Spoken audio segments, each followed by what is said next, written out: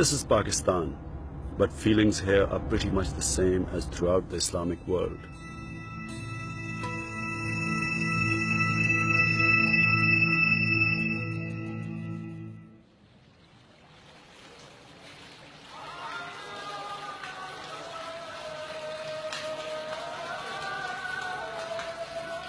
No one wants to call the military action in Afghanistan the war against Islam. But if you're a Muslim, it sometimes feels like that. I'm a Muslim. I have faith in God and I live by the Quran. Unfortunately, there are people in the West who think this makes me some kind of a religious extremist. But it's simply not true.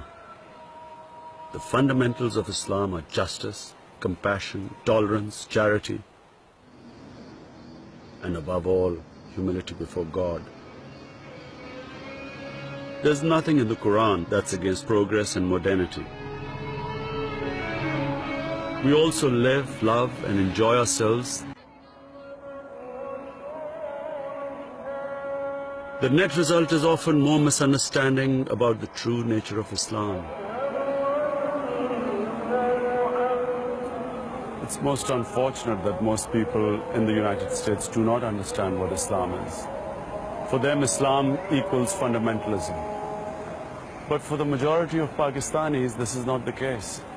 For them, Islam gives them direction in life. It gives them moral values that has sustained the family system in this part of the world. Islam means coming to terms with a very harsh reality. The majority of the population live below the poverty line in this part of the world. Islam also means dignity for a lot of Muslims. Dignity because once you pledge obedience to the one God, it frees you from worshipping the false gods, gods like the material God. It also means that you believe in the hereafter. And people who believe in the hereafter lead their lives differently to those who believe that this is the be-all and the end-all. Islam has been the dominant force here for over 1,000 years. At a time when England was wrestling with William the Conqueror, and the United States didn't even exist, this was a mighty empire. Its descendants today may be vastly poorer than Americans, but this decline has nothing to do with Islam. It doesn't mean our traditions and our beliefs are in some way inferior.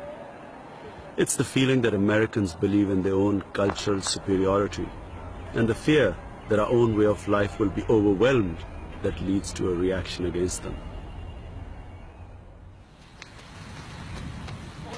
The roots of this resentment against America go back to the days of colonialism. They have inherited a legacy of hatred that was once aimed specifically at Western powers, whose empires dominated most of the Muslim world. If this seems unfair because America has never had an empire, then look again. Nowadays, many feel that we are still under the control of the West, but by proxy, and America is seen to be at the heart of it.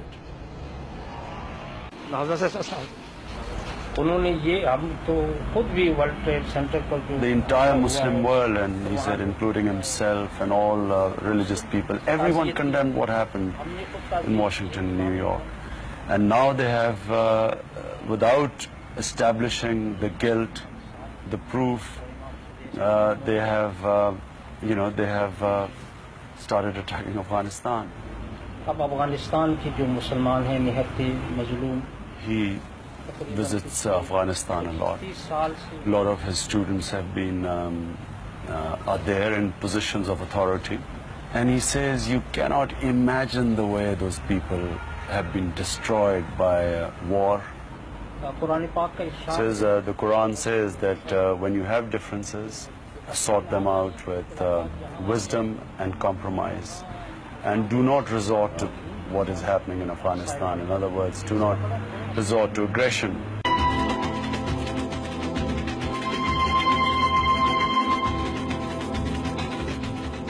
I feel strongly that the greatest crime of our ruling classes is that we never bothered to educate our masses.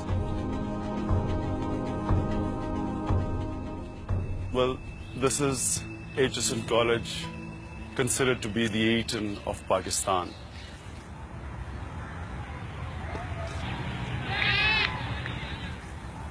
This is the first classroom I went to. First ever class I attended, and I spent 10 years in this school. When I came out, like the majority of students who came out from HSN, we understood the Western culture better than our own.